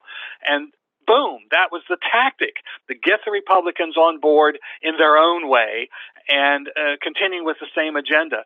And now, as Pat said, all of these movements are heading in a direction to implement the Green New Deal on every level. And particularly, they're now focusing on the local level. This is my main concern. These they are just as they trained a cadre of people to start these riots. They have now trained a cadre of other activists to be able to use the legislative movement going into city councils, county commissions, and state legislatures. And so this is, and we're not seeing any pushback on that. So what I am doing now, and I've spent the last couple of months working on this, we are putting together a manual for local activists, how to organize. What I keep hearing from local activists is, we don't know what to do, and they're intimidated because they get in front of these city councilmen and they're put down and they're laughed at and they're dismissed. How do they organize? How do they find other people to work with them? How do they recruit more people? And what do they do once they've done that? How do they present their presentations, make their points, and move forward? We are putting together a manual on exactly that. And Representative Matt Shea out in the state of Washington put together a series of bills for me to put in with this, that we can teach local or state representatives in various legislatures how to do this and how to hook up and network with legislators in other community and other states, and on and on. So these tactics, which we have not had, people look at it and say, it's so hard. I mean, they control everything. Yes, because we have allowed them to do that for the last 5 decades at least. We have to lay that groundwork and teach how to stand up to them. It's not going to be overnight. One of the major problems with our side is we will go to a meeting, maybe even get 100 people there all riled up about something, and we go in and try to do something about it, and the other side ignores us. And then everybody goes home and says, well, that didn't work. I always ask the question, what did you do the next day? Well, nothing, because they didn't pay any attention. There is the problem. This is why we have this problem, and we have got to do that groundwork. But we're going to start these webinars and teach this and get this manual together and get it out to activists and begin to help people understand how to fight back so we can stand up to these people on the local level. And what I'm saying to people is, make your own community a freedom pod where you have stood up for private property rights, you have stood up for free enterprise and small business owners, you have stood up for your right to speak out. If your community, then you can create a freedom pod of that community, and that can move to the next and to the next. That's the way we have to fight back. Yeah, it's so difficult to find solutions. I mean, even the local activism that I've done, it's amazing how many meetings you go to, and then hours and hours worth of work, and of course you're not getting paid. And this is the most challenging part of it, is that we're going up against organizations that are getting paid millions and sometimes hundreds of millions of dollars. And they're these astroturfed organizations that seem like they're grassroots, but they're actually getting paid by these corporate and elite interests. And for us to do this work on the ground, man, it is challenging to be able to go and fight against this, especially with the corporate media, of course, that is just not actually presenting the truth, and you don't get an opportunity to get there and present the truth because they're having conversations with other technocrats, promoting all the same thing as a unified front. So, I mean, I just personally understand the challenge, and I thank you for those efforts to educate grassroots people about how to do it more effectively. Patrick, you talked about this concept of misprision in your book, and I thought that was interesting, that you can actually sue people if you can discover that they're not following the system of law or not adhering to the Constitution. You can actually kind of threaten them, because I think we do have to use these legal tools to push a little bit harder. I don't think we can go to these meetings and have that kind of effect. Can you describe what that is for the audience? Well, I can. The legal document that you're referring to, misprision of treason, is not a legal principle that has had great success, I have to say, over the decades. But it is on the books, and it is a legitimate tactic to use. Mm-hmm. And basically, what it says is, when you issue a misprision of treason to a public official, you have to declare what you're issuing it for. What's the action that they're doing that you think is wrong? And the idea is, it may not be wrong now what you're doing, but we believe it's unconstitutional or it's illegal. And if we prove, or if the law changes, or if we prove that what you're doing is illegal, we will come after you personally, and we will sue you personally for what you have done. And this is kind of maybe just a retroactive thing, but you can kind of understand, for instance, if somebody is a burglar, he robbed a house. Nobody saw him, he didn't get caught, but he robbed the house. And all the neighbors know what house he robbed. But they can't prove it, they can't touch him, because there was no pictures, whatever, of him robbing the house, but they were pretty sure it was him. That's the kind of situation where you would issue a misprision of treason, not to a burglar, but somebody you believe has done wrong. Just putting them on notice. We think you did it. We're pretty sure you did it. Your actions prove you did it. And if we prove you did it, we're coming after you. And that's all it is. And it does put a measure of fear into the people that receive it, because you're saying to them, in public office, could be a city councilman or a county commissioner or whatever, you're saying to them, we're going to hold you accountable for what you're doing. Don't think that you're going to skate through this and not be accountable. We will hold you accountable, and we'll come back at any time in the future as a result of this, and we will sue you personally for your actions. And this kind of thing may not have a legal impact right away, but it'll make them think the next time they pull off some underhanded thing.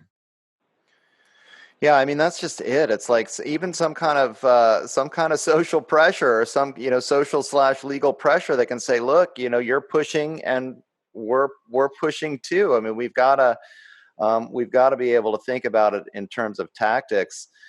Tom, I think just if you have anything else to add to this, I think the activism on the local level is spot on, because the local level seems to be where they're coming in and trying to make these changes. Going to these meetings, applying these tactics, any other advice as to what we could do? Well, as I said, we're working on trying to get this training together to help people so they can stand up and feel secure in taking action, because I understand that's very intimidating. Let me just say this. As I said, we're putting this manual together, and what Pat was just talking about is also part of that. And so we're the legal side of it, the legislative side of it, the activism just right there in front of your city councilman. I would just ask people if they would go into my website at americanpolicy.org and just put their name on our email list if they're interested in this. And as soon as we are ready to start these webinars, we'll start announcing it from there. So you'll learn about it and you'll get that. And so just go to americanpolicy.org and get that. And I've got a couple of books that I've written on this. My latest book, Sustainable Development, the War on Free Enterprise, Private Property, and Individuals is the subtitle. Actually, it's called Sustainable. And this has all the history, a lot of what we've talked about today, a lot of the history of the players, and some things about what to do about it. And I wrote it as a manual for local activists to use, and I'm getting very, very good feedback to that. So, those are just some things people can do to begin to build and start to organize. Sounds good. And Patrick, do you have any other thoughts on solutions here? I would encourage people to go to citizensforfreespeech.org and become a member. It doesn't cost anything, but we're actively not only fighting censorship, but we're also defending the First Amendment and all of its facets. You've got religion, you've got free speech, you've got freedom of the press, the right to assemble peaceably, the right to redress government. All of these things are under full court attack right now. So we're scrambling to get people together, a body of people together that are willing to stand with us and move forward with some clout. Unfortunately, today, one person can't go out and do anything. We need to be together. We need to be unified as a group. And that's what we're trying to do as Citizens for Free Speech. So I encourage people to just go sign up, put your name on the line, say, yep, I'm for maintaining the First Amendment, and I am for restoring our civil liberties to America right now. They're being trashed. Everybody knows that. But this is the purpose of creating Citizens for Free Speech in the first place. And we will, by the way, be working with Tom. We already are, but this is such an important issue. This ability to communicate and stuff, and it's being ripped away from us on every level, not only the government level, but social media, and Google, and we're being trashed all over the place. We need to stop it. We just need to stop it. Only people can do this. I put no trust whatsoever in any political leadership. The Democrats have been complicit in this from day one, but so have Republicans. I could hop up and down on this. Mm-hmm. Through all the generations of political, ups and downs and the pendulum swinging since 1973, every single administration, Republican or Democrat, have advanced this agenda as if it was their own. And they can rattle a saber, oh, we're against this, oh, we're against that. But when they go out of office, you look at what they've done, and they've done nothing to stop it. They've done everything to push it forward again, which only shows you there has been a shadow government behind the scenes of these technocrats that are pulling the strings. They all have been in bed with them. And even today, I don't want to talk about any social politics or whatever, but even the administration today has done nothing to impede, really, this whole technocrat scheme, sustainable development scheme. And in many cases, they've done things that exacerbate it and that move it right along. Things like opportunity zones we discussed before. This is just incredible. So don't look to your political party for any help here. This is a movement of people. We're just citizens. Forget the political labels. We live here, for Pete's sake. This is us, folks. We the people. We're the only ones left. that can possibly make a difference in America. And it has nothing to do with political parties. That will not be the way it's achieved. It's our local action, our shoes on the street that's going to do it. And we need to get as many people as we can in our local communities to bind it up and say, look, forget this stuff. I don't care who you are. If you're a libertarian, Republican, Democrat, liberal, progressive, I don't care who you are. You bring these policies into America, we're going to reject you. We're going to reject the policies, and we're going to run you out of town because you don't belong here. This is not the way we do it in America, period. So I'm with Tom on that. Local action is the only thing that can matter at this point. Yeah, I hear you. I mean, another thing that you mentioned in Technocracy Rising is that the technocrats transcend politics. They don't care about the left or the right. They use the left and the right. They can be national socialists and they can be democratic socialists, and it works the same as far as they're concerned. So no difference. Getting caught up in this left-right paradigm is not helping. Working on the community level, I think you guys are both right on that. Is the way to go to stop this from getting into your city or your town or your community. Well, and Doug, there's just one thing I want to add to that. Yeah. I'm hearing from so many people that the focus is getting President Trump reelected, and the point of the matter is that if we don't get control of our city councils, our mayors, our state legislatures, our county commissions, and of course the both houses of Congress, if we don't do that, then it won't matter if Donald Trump is reelected. I envision that he would be thrown out of office halfway through his inaugural address. That it won't happen. And the problem, I think one of the greatest problems at this moment, immediately in front of us, is ballot security, the ballot box. And they are doing everything in their power to mess up any kind of ballot security, these mail-in ballots, these early voting, all of that, on and on and on, all dilute the ballot box. And this is, I think, the number one issue at the moment that we need to focus on to make sure that we have a secure and fair election. And I believe if we did that we could wipe these guys out at every single level of government, and we'd get good people in office, and we could begin to repeal and dump all the bad stuff they've done. I think the majority of the country is ready for that, but I believe this election is going to be absolutely stolen unless we make it a major issue to secure the ballot box.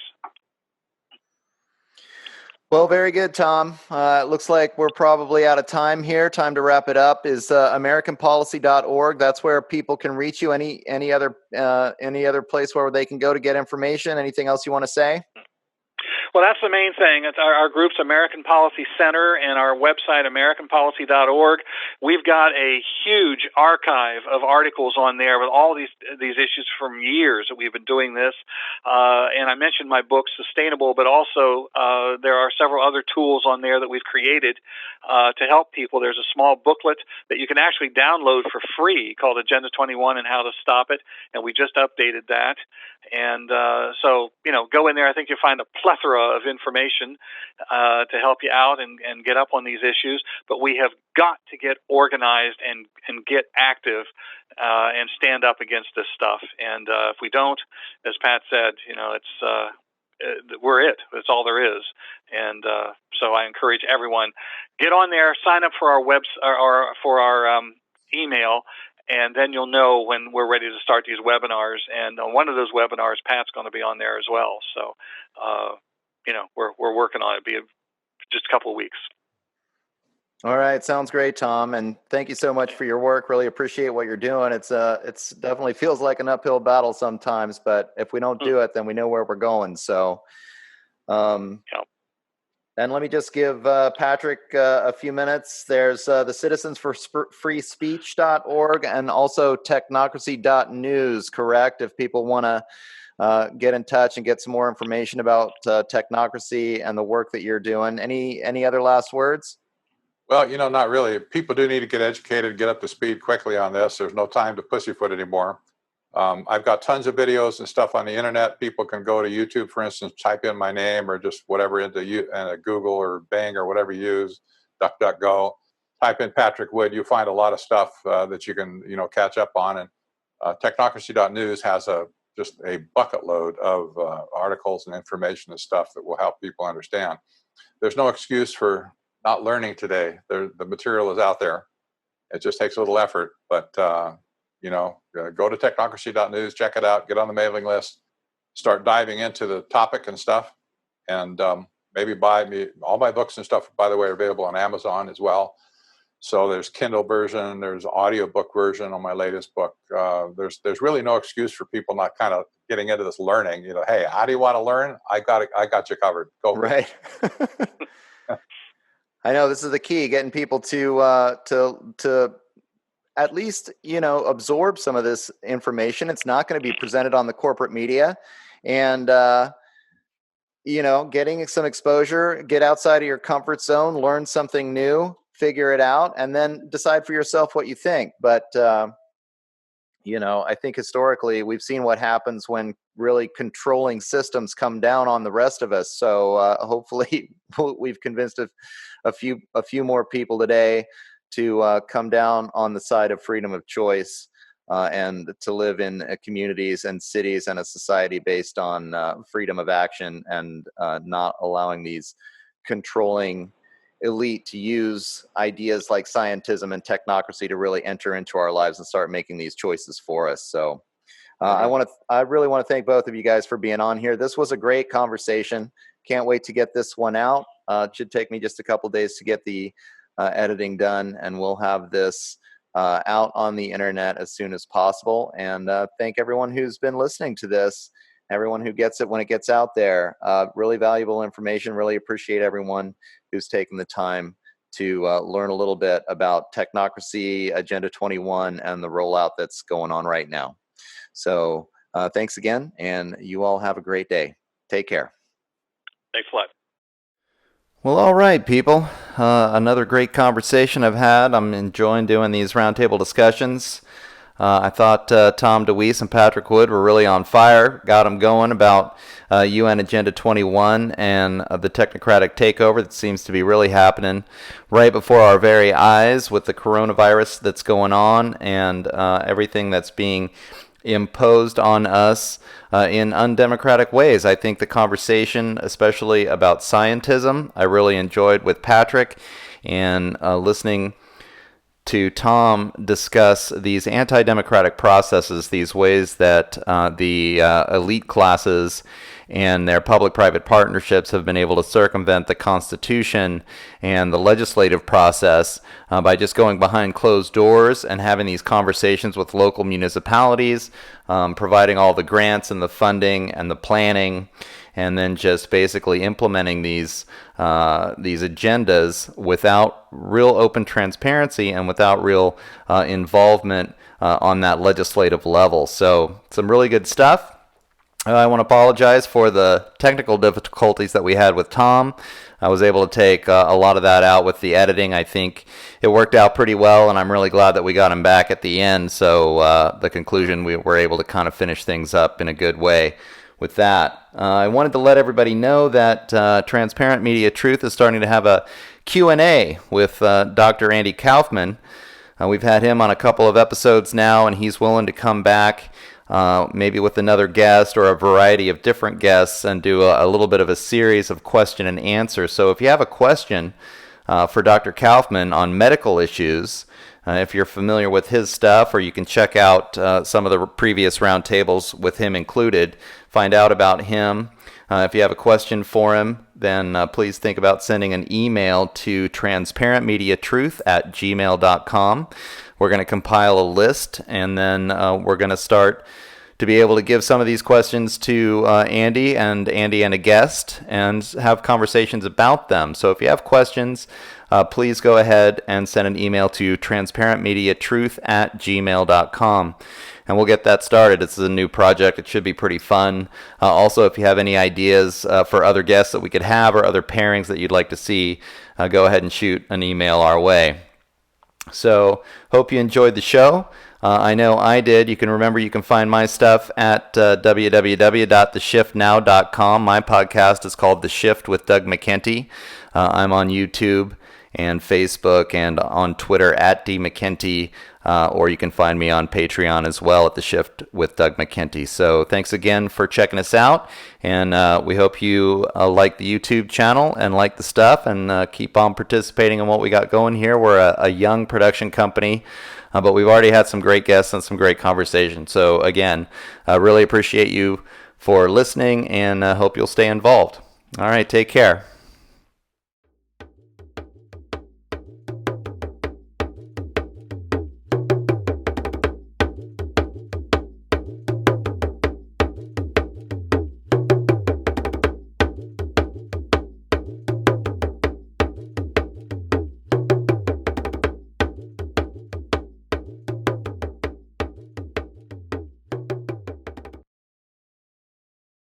The opinions and ideas expressed in this roundtable discussion do not necessarily reflect the views of Transparent Media Truth, but only those of the speakers participating in the discussion. Under the copyright disclaimer within Section 107 of the Copyright Act of 1976, allowances are made for fair use of public content for purposes such as criticism, comment, news reporting, teaching, scholarship, and research. Fair use is a use permitted by copyright statute that might otherwise be infringing. Nonprofit, educational, or personal use tips the balance in favor of fair use.